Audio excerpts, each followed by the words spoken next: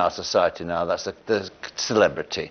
Now, at least David's done something to earn that celebrity beyond buying earrings or appearing on a crap television show. I mean, he's actually achieved celebrity because he's the best at what he does. How do you think your relationship is with the press is like? What do you think it's like? I think it's quite good. You know, I think that I've had my ups and downs like most people. But you know, all the bad stuff that's been written about me, most of it is my personal life, and you know, people don't know me, so they can write what they want.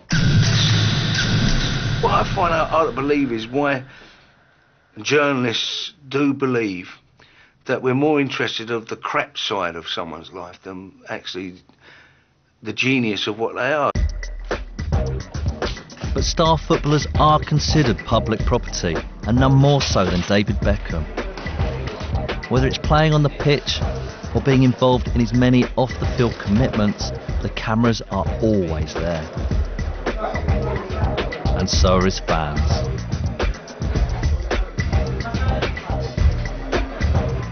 I think the majority of people that I come across in Madrid are really nice, you know, want autographs, want pictures, but just really nice to me. That, you know, they'll come up and talk to me, and it's good because I want to feel, especially to people over here, you know, I want to feel approachable, and you know, I have had people come up to me and say, you know, we don't think that we can come up and speak to you and talk to you and ask for an autograph, and you know, that's just because of what either they've read or they've heard, or you know, some story that, you know, is not true. So, you know, I think that's what's nice about the sort of the public and the attention that I do get over here, because they actually come up to me, they talk to me, and that's a good thing.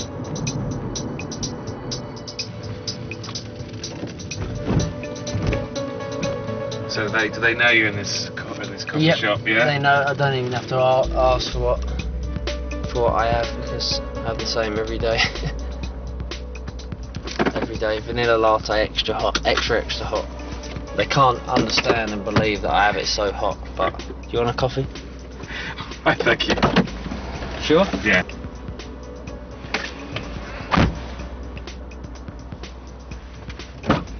Two donuts for the boys. They love the donuts. So.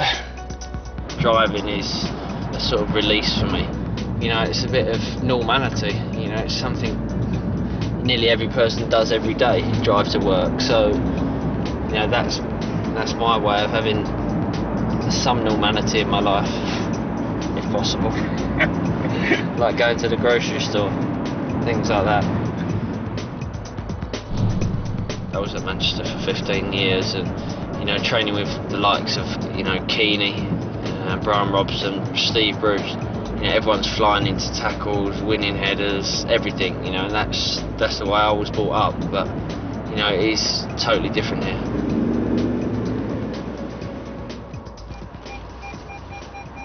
I'll go and work hard. You enjoy yourself. Right, I'm sure you'll be able to film from now on.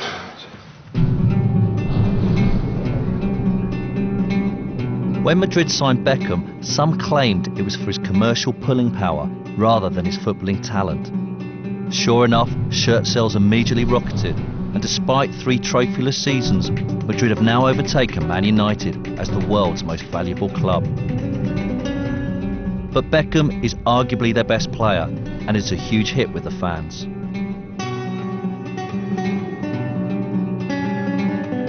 Que es el mejor futbolista del mundo y el corte de pelo es muy guapo. Me parece que aporta bastante al equipo. Me gustan sus centros. Beckham me gusta cómo tira las faltas. He has been their best player, I think, for most of the time he's been there, actually. It's been unfortunate that he's arrived at a club at the end of an era, really, I think, and at a time when players like Ronaldo and Zidane and Raul are approaching the end of their careers.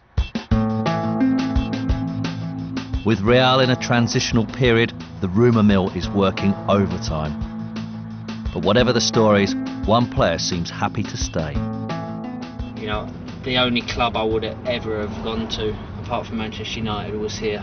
You know, I don't want to play. There are other great clubs in England, of course. You know, there's Arsenal, there's Chelsea, there's Liverpool, there's other clubs, but there's no other club that I would rather play for in England anymore.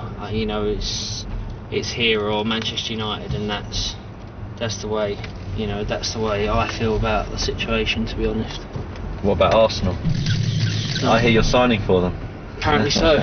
Apparently so. David has arranged a real treat for me, something every football fan would die for. Right.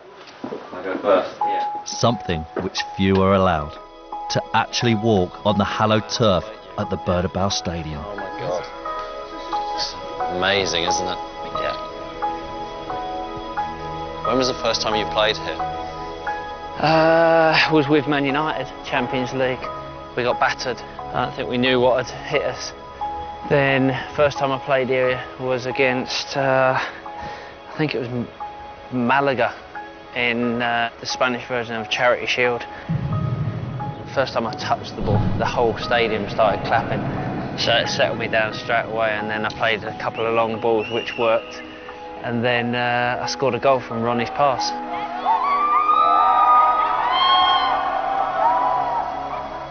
It's good reaction that day. It's like Beatlemania, isn't it? I don't know, I weren't around at that time. How was it? It's good. It must be great getting that reaction of people, isn't it? It is, you know, like the reaction when we went into the restaurant. I think, you know, you can't beat that sort of reaction and that sort of love for a person, and it is amazing.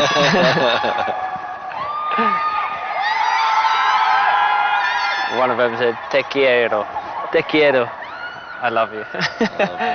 And how was it your first match out here? Because obviously you didn't speak Spanish, and not a lot of the players spoke English, did they? So how did you actually communicate with the players when you're playing? I think once you're on a pitch and once you're playing with these players, you don't really have to speak too much, to be honest, because you know these players don't need to talk on a football pitch. I know, you know, in coaching manuals and when you're kids, you know, people, managers and coaches are always like, you know, talk, keep talking to the players and telling.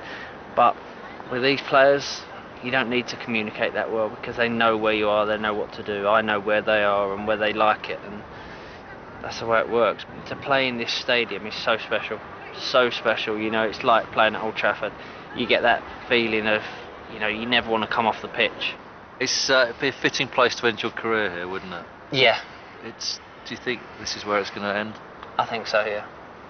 I think so, because at the end of my career I want to be known as a player that has played at a top level for the best teams, and they don't come much better and bigger than Manchester United and Real Madrid.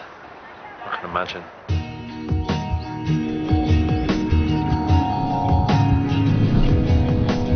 Coming up in part 3.